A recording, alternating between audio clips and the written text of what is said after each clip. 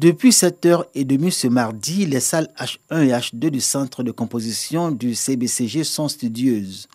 Les candidats aux examens scolaires de la formation professionnelle, toutes filières confondues, planchent sur la première épreuve du jour, technique d'expression écrite au français. Ça part d'un système de santé efficace pour une émergence, pour une économie émergente.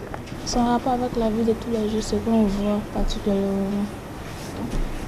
Donc, ça me séduit encore plus parce qu'on voit ces genre de cas dans les hôpitaux et des cliniques, surtout les hôpitaux publics. Voilà, ça me très ingénieux pour la suite.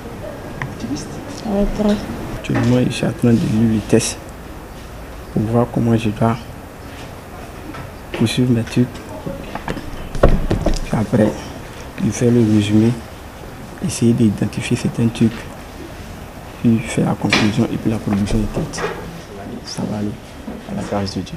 Quelques instants plus tôt, une délégation du ministère de l'Enseignement technique, de la formation professionnelle et de l'apprentissage procédait au lancement officiel des épreuves écrites. En l'absence du ministre Kofi Nguessan en charge de ce département, c'est son directeur de cabinet qui a la charge de donner les instructions aux organisateurs de ces examens, non sans relever tout l'enjeu que revêt cette session 2021. Session qui enregistre 22 503 candidats, composant pour le CAP, le BEP, le BT et le BP. Il s'agit là de diplômes professionnels que nous délivrons. Et c'est des diplômes qui donnent accès au marché de l'emploi. Et il faudrait que les entreprises qui viennent embaucher nos diplômés aient une très bonne image des diplômes que nous délivrons. Les 22 503 candidats se répartissent dans 86 spécialités des secteurs industriels et tertiaires.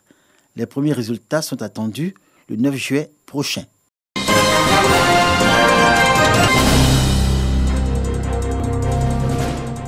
Les laboratoires et ateliers dans les établissements scolaires sont des sources de production de déchets dangereux.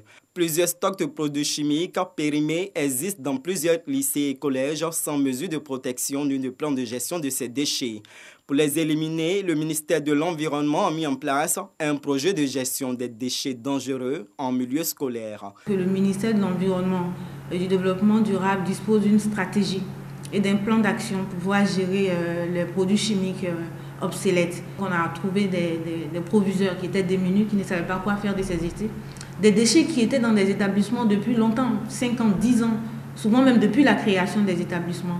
Et on s'est rendu compte qu'il y a des établissements qui enfouissaient ces déchets directement dans les établissements, creusaient des trous et mettaient les déchets là-dedans, ce qui n'est pas écologique. Et nous avons constaté aussi des laboratoires scellés, c'est-à-dire des laboratoires qu'on ne pouvait plus utiliser parce qu'il y avait des émanations.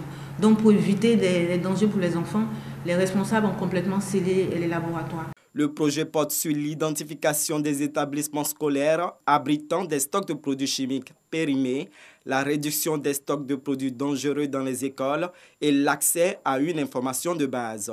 Le Collège moderne du Plateau, le Collège moderne de Cocody et le lycée classique sont débarrassés de leurs déchets chimiques. Il s'agit d'un certain nombre d'acides, de bases, de cétones, d'aldéhydes, un certain nombre de produits comme ça qui sont quand même des produits assez dangereux.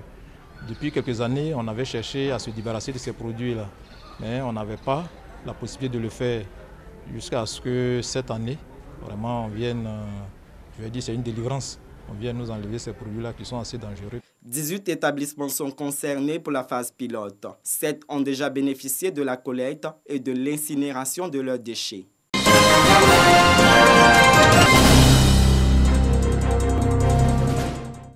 La Côte d'Ivoire veut procéder au tracé, à la définition et à la matérialisation des frontières terrestres avec les pays voisins.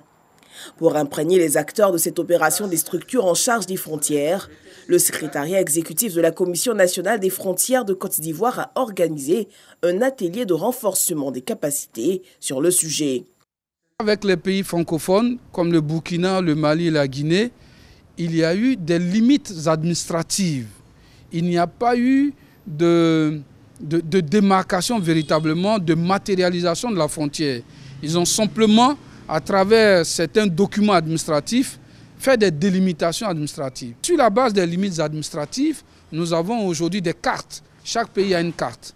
Donc il s'agit, pour cette opération de délimitation et de démarcation, aller procéder au tracé des frontières, à la définition des coordonnées, au tracé et à la matérialisation à travers des bornes. Avec les pays anglophones, il s'agira de la réaffirmation matérielle des frontières. Avec le Ghana et le Libéria, les deux puissances colonisatrices, l'Angleterre et la France, à travers des traités, ont déjà délimité, ont déjà matérialisé les frontières.